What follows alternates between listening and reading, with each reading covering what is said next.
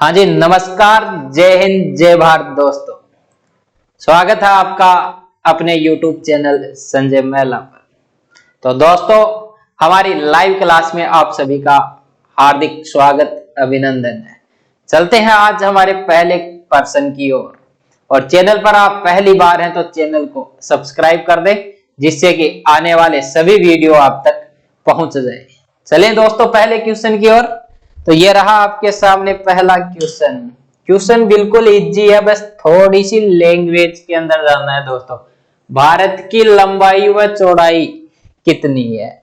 भारत की लंबाई और चौड़ाई कितनी है? क्या पूछ रहा है? पहले लंबाई पूछ रहा है, पहले लंबाई पूछ रहा है और फिर क्या पूछ रहा है दोस्तों? चौड़ाई पूछ रहा है। तो याद रखना, भारत की लंबाई उत्तर से दक्षिण भारत की लंबाई कितनी है? 3214 किलोमीटर। कितनी है दोस्तों? 3214 किलोमीटर। उत्तर से भारत की लंबाई कितनी है? 3214 किलोमीटर। याद रखना, उत्तर के अंदर इंदिरा कॉल, ये आपका दक्षिणी आपका छोर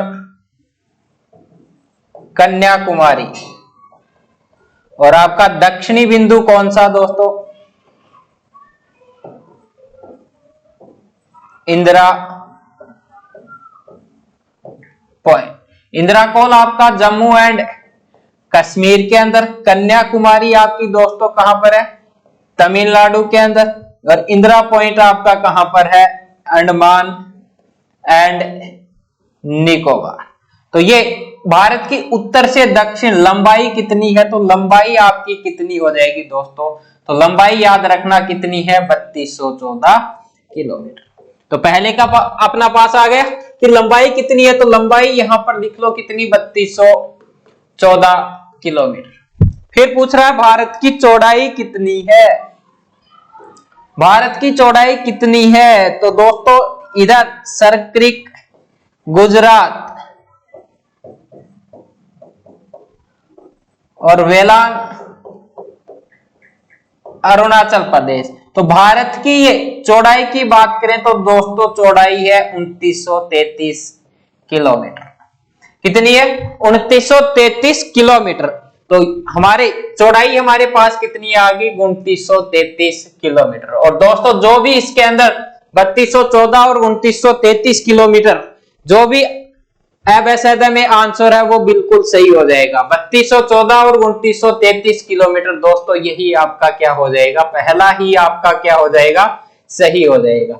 तो भारत की लंबाई और चौड़ाई का कितनी है? तो 3214 किलोमीटर और चौड़ाई कितनी है? 2933 किलोमीटर। रह जाएगा याद? बिल्कुल इजी है। चलते हैं दूसरे क्वेश्चन की ओर।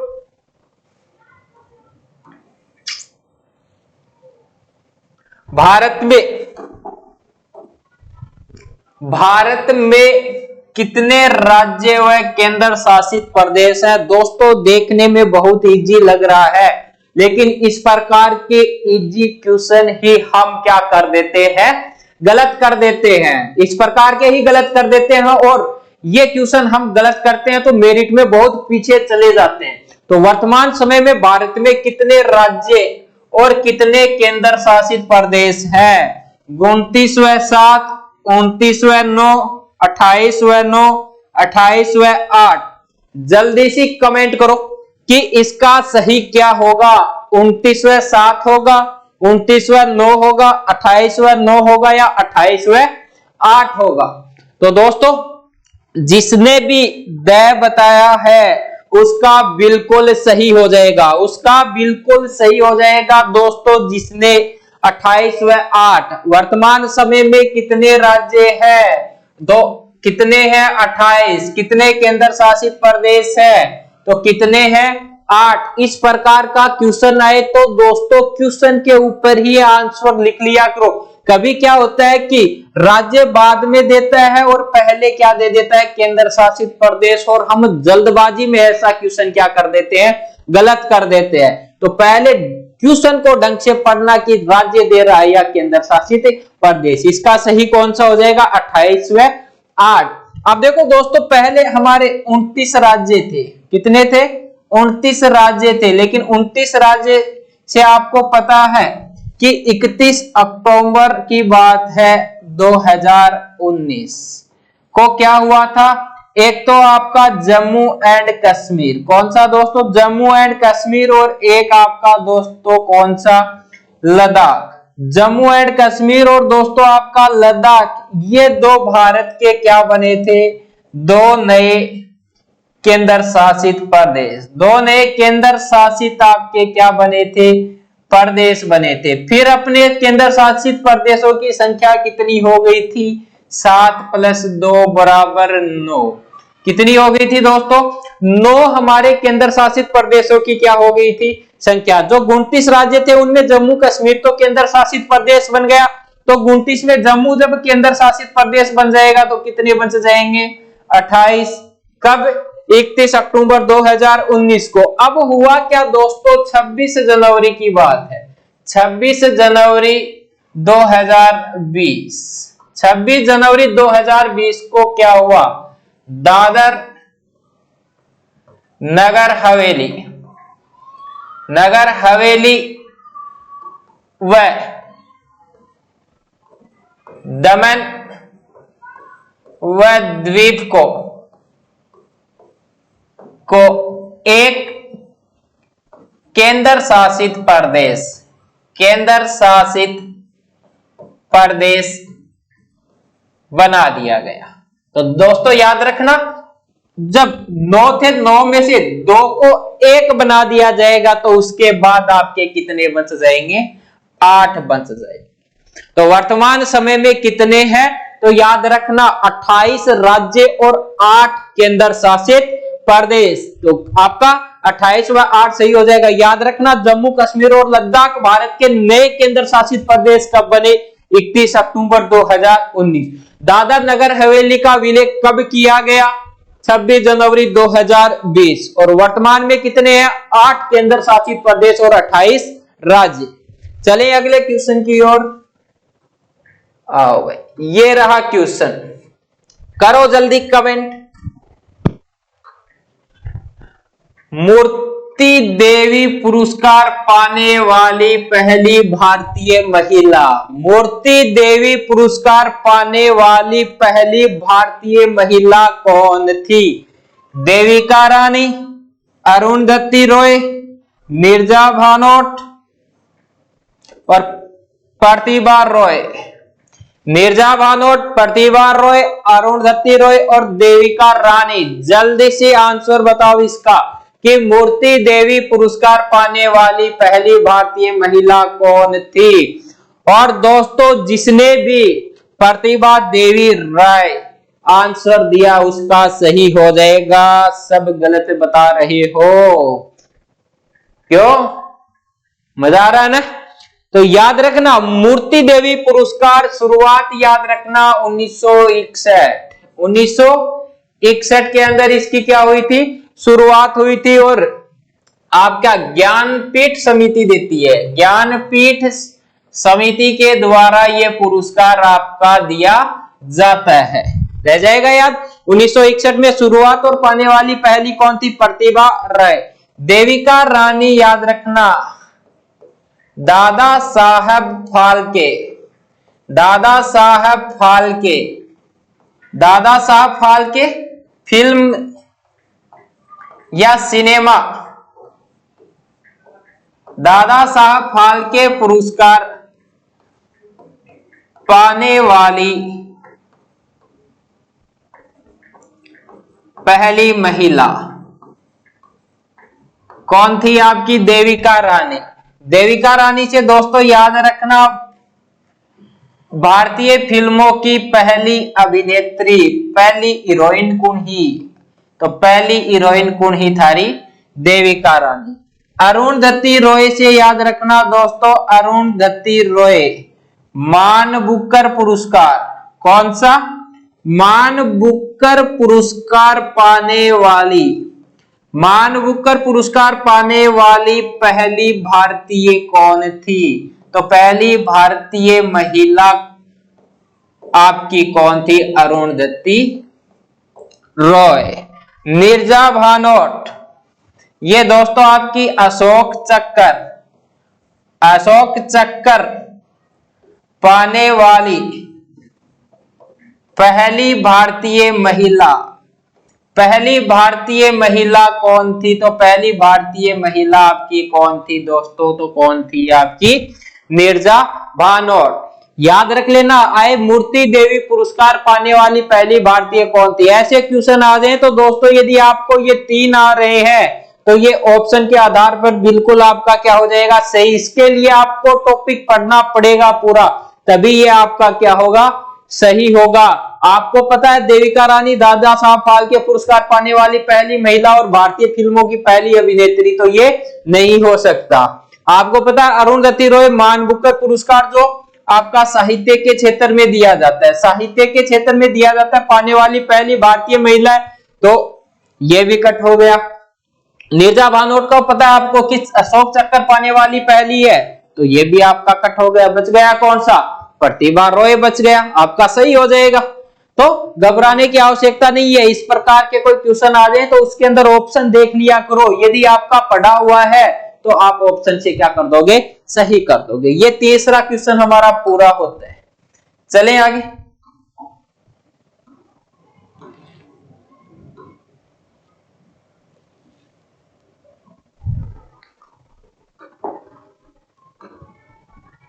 क्वेश्चन क्या? भारत आने वाला पहला रूसी प्रधानमंत्री कौन था? भारत आने वाला पहला रूसी प्रधानमंत्री कौन था? निकोलाई ए बुल्गारिन, हेराल्ड मैकमिलन, आइजवर हावर। जल्दी से कमेंट कि भारत आने वाला पहला रूसी प्रधानमंत्री कौन था? निकोलाई ए बुल्गारिन था, हेराल्ड मैकमिलन, आइजवर, या इनमें से कोई नहीं? जल्दी से कमेंट करो और जिसने भी ए बताया है उसका बिल्कुल क्या हो जाएगा? राइट हो जाएगा। बच गए हमारे पास 2। तो कभी एग्जाम में आ जाए आपके कि भारत आने वाला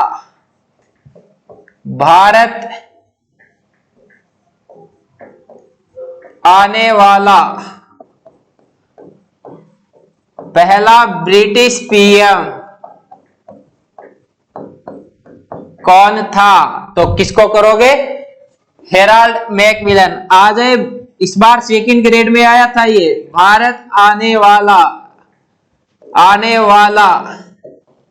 पहला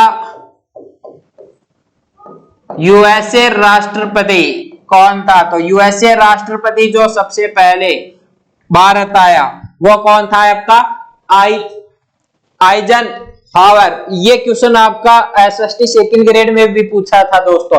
तो क्वेश्चन ढंग से पढ़ लेना, कहीं पर भी काम आ सकते हैं। निकोलाई ए बुल्गारिन भारत आने वाला पहला रूसी प्रधानमंत्री, हेराल्ड मैकमिलन भारत आने वाला पहला ब्रिटिश पीएम, आइजन हावर भारत आने वाला पहला यूएसए राष्ट्रपति। चलें दोस्तों अगले क्वेश्चन की ओर। अब है दीन ए इलाही धर्म। कौन सा है?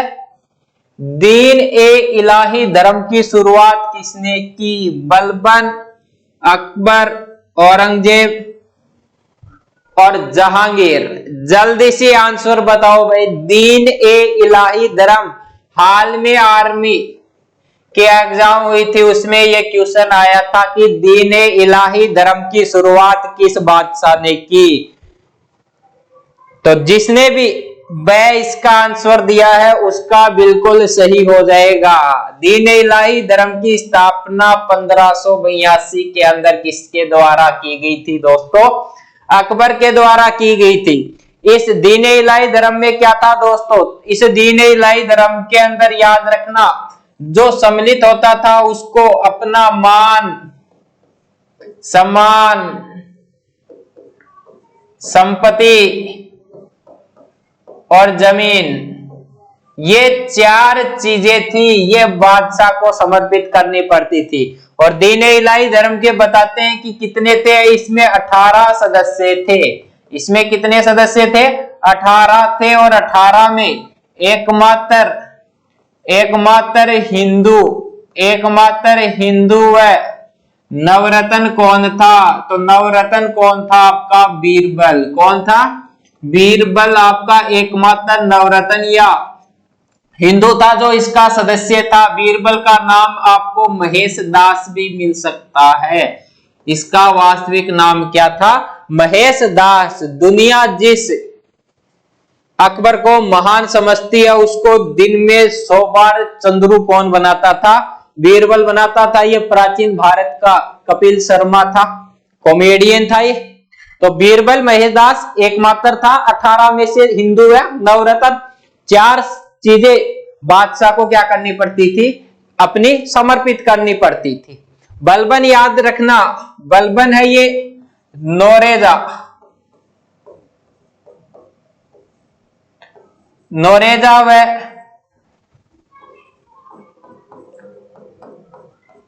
पेबोस प्रथा की क्या करता है? शुरुआत करता है। औरंगजेब याद रखना आपका नोरेजा, होली, मोहर्रम, दीपावली, इन सब के ऊपर क्या लगा देता है? ये रोक लगा देता है। जहांगीर ये न्याय की जंजीर लगाता है। न्याय की जंजीर किस बादशाह ने लगाई? जहांगीर ने। कहां पर लगाई थी? तो याद रखना कहां पर लगाई थी? आगरा के अंदर। आगरा में न्याय की जंजीर किसने लगाई? जहांगीर के द्वारा लगाई गई। तो दोस्तों ये तो अकबर के दीन-ए-इलाही धर्म हो गया। दीन-ए-इलाही धर्म के अलावा अकबर के और क्या क्या कार्य थे, एक बार इसको आप वो करो, स्क्रीनशॉट लो। उसके बाद मैं आपको अकबर के कार्य भी बता देता हूं। अक्सर एग्जाम के अंदर वो आते हैं। एक बार स्क्रीनशॉट ले लो इसका। ले लिया?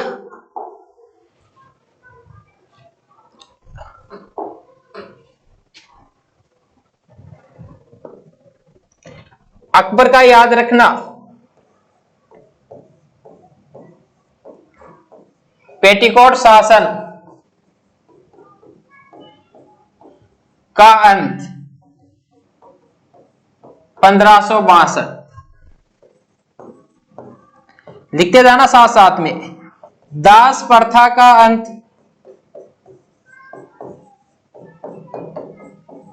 1562। तीर्थ यात्रा कर समाप्त कब करता है? 63 के अंदर।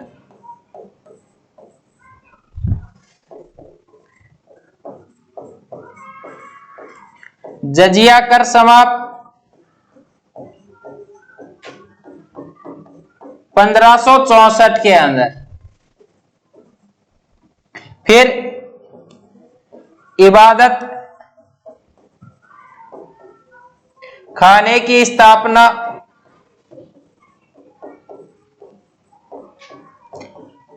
1575। इबादत खाने में सभी धर्मों को प्रवेश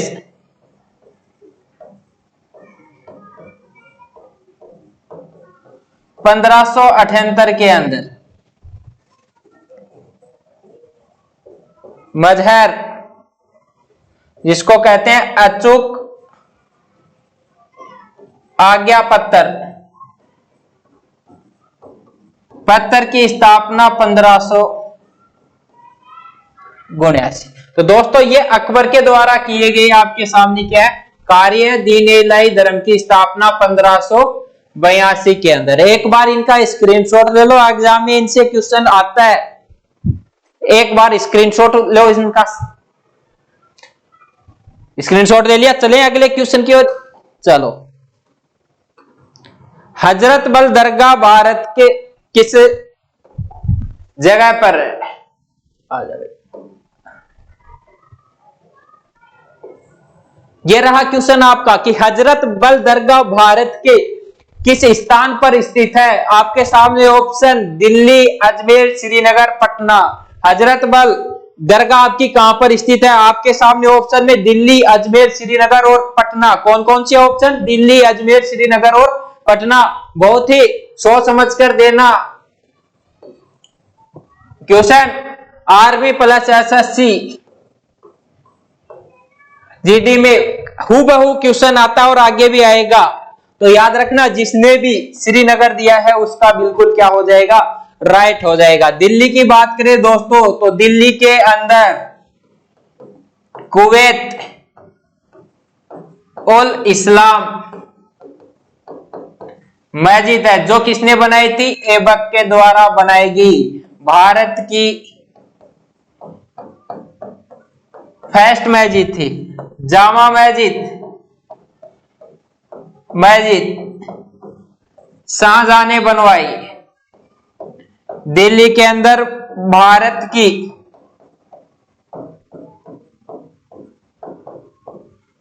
सबसे बड़ी मस्जिद कौन सी है, जामा मस्जिद है। अजमेर के अंदर याद रखना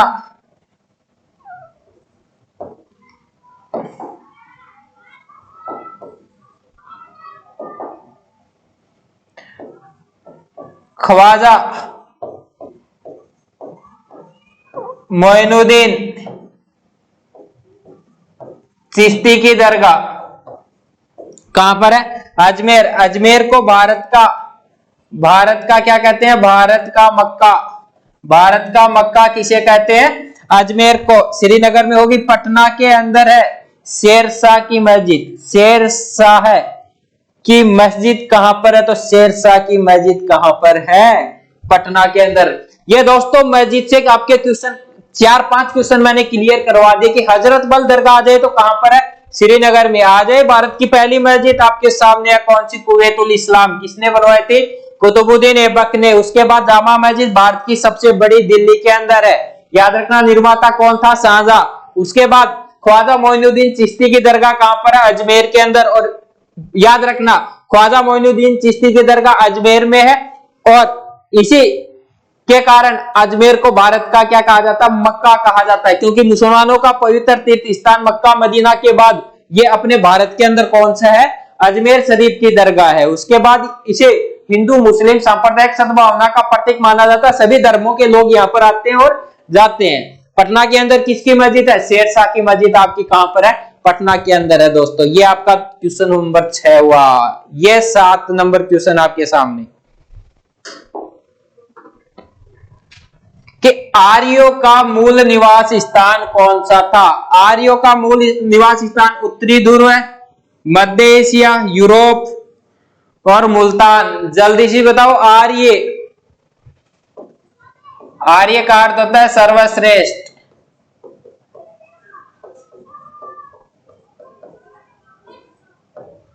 सर्वश्रेष्ठ। आर्यों का मूल निवास स्थान उत्तरी ध्रुव है, मध्य एशिया, यूरोप या मुल्तान।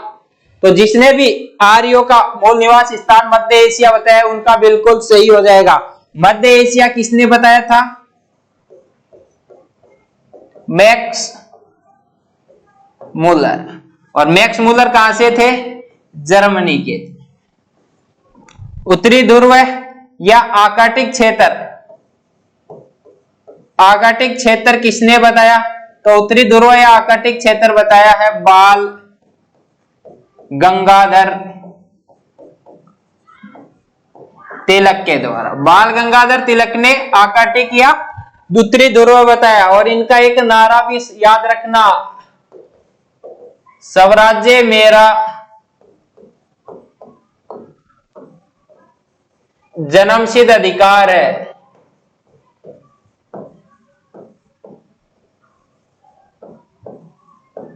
अधिकार है, मैं इसे लेकर रहूंगा। नारा किसका है, तो याद रखना बाल गंगाधर तिलक। यूरोप किसने बताया है, तो विलियम जोन्स। विलियम जोन्स के द्वारा आर्यों का मूल निवास स्थान कौन सा बताया, यूरोप, मुल्तान। DS त्रिदेव इतिहासकार के अनुसार आर्यों का मूल निवास स्थान कौन सा, मुल्तान।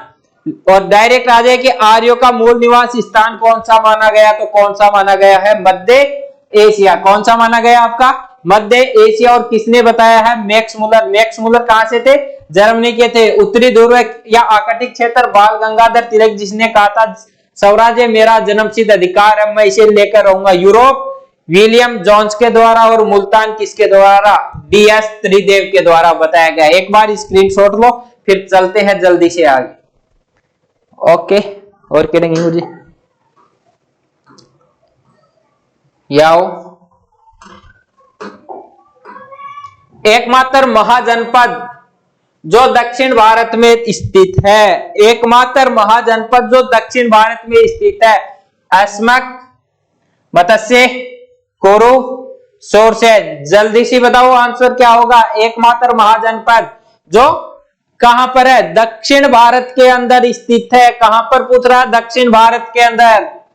टप्पा कोई नहीं मारोगे। तो जिसने भी ए बताया है उसका बिल्कुल क्या हो जाएगा? सही हो जाएगा। बात करें महाजनपद की, तो महाजनपद कुल कितने हैं? तो कितने हैं दोस्तों? याद रखना 16 महाजनपद है। जानकारी इनकी कहां पर मिलती है? तो जानकारी हम देखते हैं कि महाजनपदों की जानकारी कहां पर मिलती है। तो भगवती सूत्र और अंगुत्तर निकाय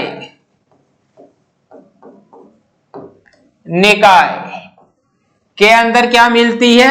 जानकारी मिलती है। किसकी? महाजनपद की। ये आपका जैन साहित्य, ये आपका बौद्ध साहित्य है दोस्तों। तो याद रखना महाजनपदों की संख्या कितनी? 16। जानकारी के स्रोत भगवती सूत्र और अंगुत्तर निकाय। और दक्षिण भारत में कौन सा था? अस्मक था, जिसकी राजधानी कौन सी थी? पोतन। मत्स्य नगर अपने राजस्थान के अंदर, और इसकी राजधानी विराटनगर। फिर याद रखना कुरु यूपी और हरियाणा के अंदर। कहां पर? यूपी और हरियाणा में। इसकी राजधानी इंद्रप्रस्थ। सूरसेन दोस्तों यूपी और राजस्थान, यूपी और राजस्थान में था आपका। और इसकी राजधानी आपकी कौन सी थी? मथुरा। इसकी राजधानी कौन सी थी? मथुरा। रह जाएगा दोस्तों कि अस्मक दक्षिण भारत में, राजधानी पोतन, मत्स्य नगर राजस्थान में था, विराटनगर उसकी राजधानी, कुरु यूपी और हरियाणा में, राजधानी इंद्रप्रस्थ, सूरसेन यूपी और राजस्थान में, राजधानी कौन सी थी? मथुरा। महाजनपद हैं कितने? 16। जानकारी के स्रोत भगवती सूत्र और अंगुत्तर निकाय। चले अगले क्वेश्चन की ओर। आज क्या दोरा प्रश्न, दोरा रे ना आज।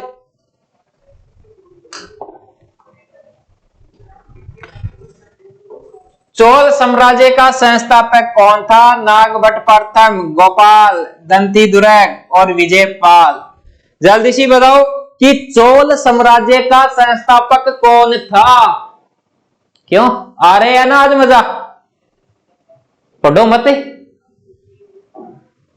चोल साम्राज्य का संस्थापक कौन था? जिसने भी द बताया है विजयपाल, उसका बिल्कुल क्या हो जाएगा? राइट हो जाएगा। कौन था? विजयपाल। नागभट्ट प्रथम देखें तो याद रखना दोस्तों गुज्जर प्रतिहार, गुज्जर प्रतिहार का संस्थापक कौन था? नागभट्ट प्रथम। पाल वंश, पाल वंश जो कहां पर था? पूर्व के अंदर, उसका संस्थापक गोपाल। राष्ट्रकूट वंश, राष्ट्रकूट वंश का संस्थापक कौन था? तो याद रखना दंती दुर्ग। और ये कहां पर है? दक्षिण भारत में। और चोल साम्राज्य का संस्थापक आपका कौन था? तो विजयपाल। क्लियर है क्वेश्चन 9 का? चलते हैं 10 की ओर। आओ जी। 49 डिग्री चैनल किन देशों के बीच है? 49 डिग्री चैनल किन देशों के बीच है? जल्दी से बताओ भाई।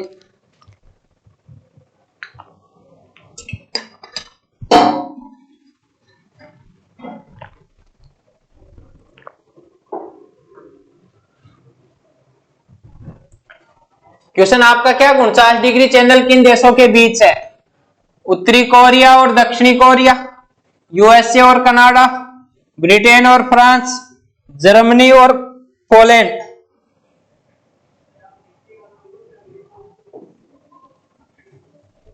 बताओ भाई, जर्मनी और पोलैंड, ब्रिटेन और फ्रांस, यूएसए और कनाडा, उत्तरी कोरिया और दक्षिणी कोरिया। तो जिसने भी 49 डिग्री चैनल बताया है आपका यूएसए और कनाडा के बीच, उसका बिल्कुल सही हो जाएगा। बात करें उत्तरी कोरिया और दक्षिणी कोरिया के, तो 38 डिग्री समांतर रेखा, 38 डिग्री समांतर रेखा किसके बीच है? उत्तरी कोरिया और दक्षिणी कोरिया। ब्रिटेन और फ्रांस, इनके बीच है इंग्लिश चैनल। कौन सा है दोस्तों? English channel. तो इंग्लिश चैनल किनके बीच है? तो किनके बीच है दोस्तों?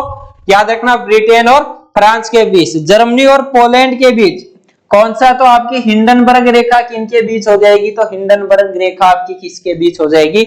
जर्मनी और पोलैंड के बीच। रह जाएगा याद कि 49 डिग्री चैनल किन देशों के बीच है? यूएसए और कनाडा के बीच है। फिर ब्रिटेन फ्रांस के बीच इंग्लिश चैनल, उत्तरी कोरिया दक्षिणी कोरिया के बीच 38 डिग्री समांतर रेखा, जर्मनी और पोलैंड के बीच कौन सी है? तो हिंडनबर्ग रेखा।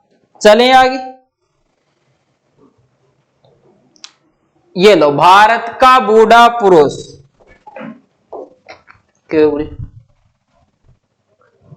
क्वेश्चन क्या है कि भारत का बूढ़ा पुरुष, बूढ़ा पुरुष आ जाए, वयोवृद्ध पुरुष आ जाए आपका, या वृद्ध पुरुष आ जाए, किसे कहा जाता है? ये आपकी एसएससी और आर्मी काफी बार ये रिपीट हो चुका है क्वेश्चन कि भारत का वृद्ध पुरुष, वयोवृद्ध पुरुष और बूढ़ा पुरुष किसे कहा जाता है? ए में आपके पास है लाल बहादुर शास्त्री, बी में लाला लाजपत राय, दादा भाई नौरोजी और कोई नहीं। जल्दी से बताओ, भारत का बूढ़ा पुरुष कौन होगा? दादा भाई नौरोजी होगा, लाल बहादुर शास्त्री होगा, या आपका लाला लाजपत राय? जल्दी करो। तो याद रखना दोस्तों, जिसने भी दादा भाई नौरोजी बताया है उसका बिल्कुल क्या हो जाएगा? सही हो जाएगा। जिसने भी दादा भाई नौरोजी बताया उसका बिल्कुल सही हो जाएगा। लाल बहादुर शास्त्री की बात करें तो दोस्तों शांति पुरुष, शांति पुरुष किसे कहा जाता है? लाल बहादुर शास्त्री को। लाला लाजपत राय को पंजाब केसरी, क्या कहा जाता है दोस्तों? पंजाब केसरी किसे कहा जाता है?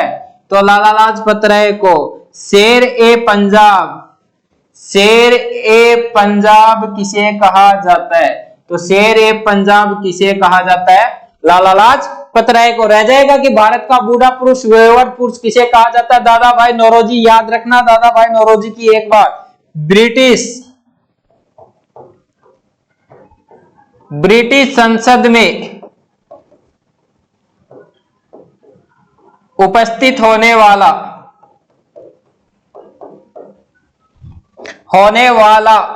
पहला भारतीय, ब्रिटिश संसद में उपस्थित होने वाला पहला भारतीय कौन था? दादा भाई नौरोजी। इनकी पुस्तक है the poverty and British rule in India. उस the poverty and British rule in India पुस्तक के अंदर इन्होंने अंग्रेजों की भू राजस्व व्यवस्था के ऊपर कड़ा प्रहार किया है। 3 प्रकार की भू राजस्व व्यवस्था थी दोस्तों अंग्रेजों की। भू राजस्व व्यवस्था 3 प्रकार की थी उस टाइम पर, और उस टाइम पर जो 3 प्रकार की थी उसमें याद रखना, जो अपना उत्तरी और पश्चिमी भारत था, उत्तरी और पश्चिमी भारत था, उसके अंदर तो उनकी थी महलवाड़ी थी। और याद रखना दोस्तों, जो उनका पूर्वी भारत था, पूर्वी भारत में उनकी थी स्थायी बंदोबस्त। कौन सी थी? स्थायी बंदोबस्त। और जो आपका दक्षिण भारत था, उस दक्षिण भारत में उनकी कौन सी थी? तो उनकी थी रैयतवाड़ी भू राजस्व व्यवस्था। इस तीनों भू राजस्व व्यवस्थाओं की कड़ी निंदा किसने की है? तो किसने की है? दादा भाई नौरोजी। और इन्हें भारत का वृद्ध पुरुष, बूढ़ा पुरुष या वयोवृद्ध पुरुष कहा जाता है। और याद रखना, ब्रिटिश संसद में उपस्थित होने वाले पहले भारतीय दादा भाई नौरोजी। पंजाब केसरी या शेर पंजाब किसे कहा जाता है? तो लाला लाजपत राय को। शांति पुरुष किसे कहा जाता है? लाल बहादुर शास्त्री को। चले अगले क्वेश्चन की ओर। कुचिपुड़ी नृत्य कहां का है? बताओ भाई, कुचिपुड़ी नृत्य कहां का है? कुचिपुड़ी आपका शास्त्रीय नृत्य है। कौन सा है? शास्त्रीय नृत्य। कुचिपुड़ी आपका कौन सा है?